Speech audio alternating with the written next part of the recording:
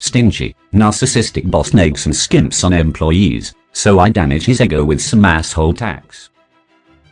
Let's call my asshole boss Eugene, since his stinginess reminds me of Eugene Krabs from SpongeBob SquarePants, except Krabs is nowhere near malicious. In order to display the full satisfaction of this revenge, I will have to describe a few, but not limited, things Eugene did that entitles him to be a complete jackass. For the context, Eugene owns a small company that provides artistic services of some sort and never hired full-timers, which I later learned that it was due to his stinginess. Initially, when I saw the open part-time position, I thought it was ideal for me as I had external commitments and needed some sort of income. The job offers about $550 per month. I don't live in the US. This is a rough conversion, but only required me to clock in about 90 hours a month. It wasn't a very good offer, but good enough for me as I considered myself to be an inexperienced in field. Note that Eugene had seen my portfolio and knew my ability level before hiring me. The first couple of months was fine. I worked the hours I was supposed to and got paid accordingly, occasionally extending my shift at my own time due to the nature of the work, but I didn't mind. I guess Eugene saw this as an advantage he could exploit later on during my employment.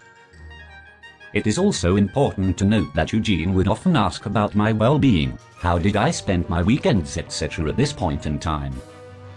It all seemed like courtesy talk, so I didn't pay much attention to it. He would ask about my previous employment and my reason for leaving, which I answered honestly that their work system was unsuitable for me. This will be important later. Eugene gradually began to grow more impatient towards me, often blaming me for not being able to match up to his ability. Remember when I was inexperienced, thus the pay rate? Eugene had over a decade of experience in this expertise, and he expected me to be at his level when I was only 3 months in. The stress was intense and I began working longer hours just to keep up and produce work at the best quality I could. I was under the belief that if I worked hard enough, my effort will speak. Even though this was only a part-time position, I overcommitted my time there and took pride in my work. My external commitments were barely scraping by. I was exhausted but thought I was doing a good job until Eugene spoke to me one day. Eugene pulled me into his office and lectured me on my work etiquette, saying that I wasn't putting enough effort. He was considering letting me go. At this point, I was beyond confused. Did he really not see the effort I put in? Was I delusional in thinking that I was actually doing well and my work had been improving?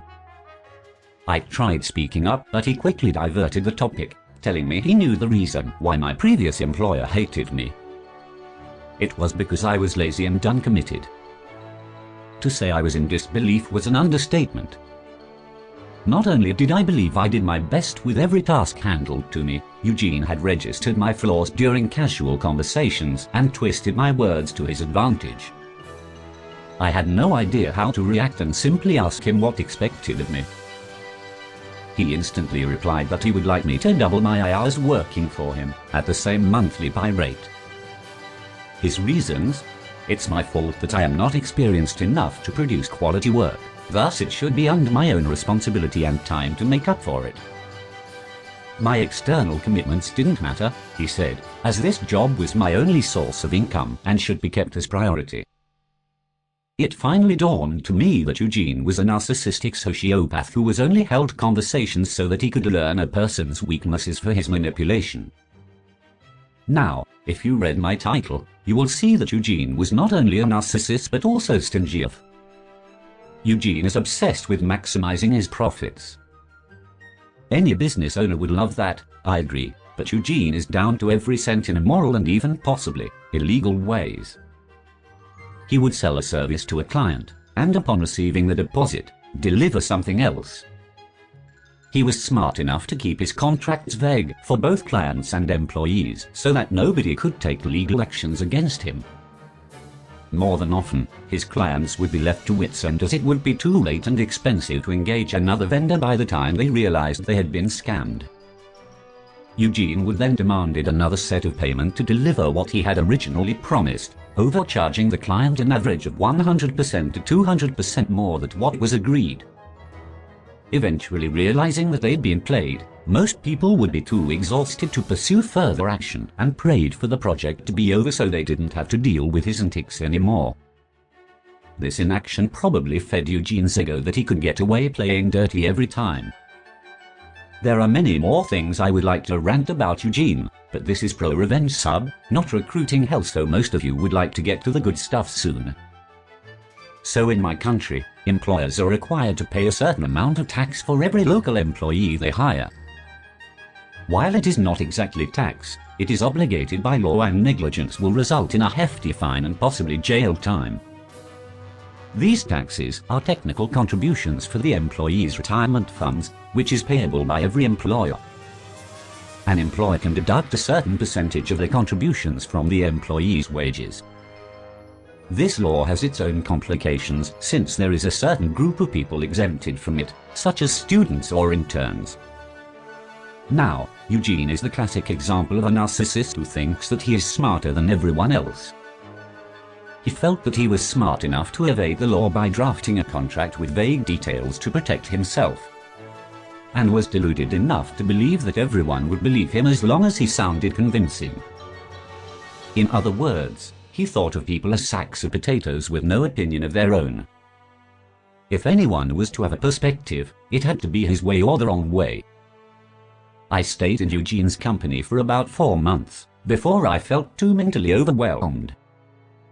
On the day that I left, I called in to check on my contribution account, and just as I had expected, Eugene hadn't paid a single cent over the past 4 months.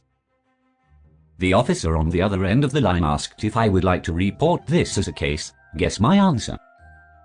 A week later, I received an update from the contribution board, saying that Eugene had disputed my case, claiming that I was only an intern and thus exempted from the law. This jerk was playing dirty as a last attempt to steal from me. As I had mentioned, Eugene thought of himself as a smart man, and probably felt that the officer would rule the case in his favor since he had world-class convincing skills and his vague contract would have protected him either way. Fine, Eugene. So you think you can get away just like any other time? You must have gotten pretty confident by now. Well, not this time, Eugene. I wrote a 2 pages long email to the contribution board officer, with every reason and evidence I can find on how am I not an intern, like Eugene claimed. Knowing his antics, I went the extra mile to research all the exempted group and wrote every possible reason on how am I not in the category. Excessive. Yes. Worth it. Hell yes. I didn't hear from the officer for 2 weeks, and when I finally did, he informed me that Eugene had agreed to pay my contributions. Remember when I said employers are permitted to deduct a certain percentage from employees' wages? Due to his negligence, Eugene could no longer do that and had to pay the full amount, on top of the fines that incurred along with it. If he had dutifully abided by the law, it would have only costed him a third of what he had to pay. So that's a bit of asshole tax for you, Eugene. Now that I've gotten back what I was owed, I have decided to move on, but the story did not end there. An ex-colleague of mine, NJ, who is still working for Eugene, told me that during the 2 weeks I didn't hear from the officer, Eugene was busy fighting for his stand by giving every reason that I am an exempted individual. The officer, having seen my email, soon got tired of his nonsense and gave him a deadline to pay up or he'll be brought to court. NJ said he had never seen Eugene so defeated before. To top it off, it seemed like karma had finally caught up to him as he started losing more and more clients due to his unethical practices.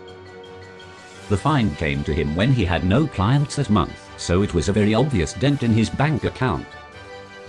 Ultimately, it was not a huge amount, but knowing Eugene's stinginess and ego, I think the damage was enough to qualify for this sub.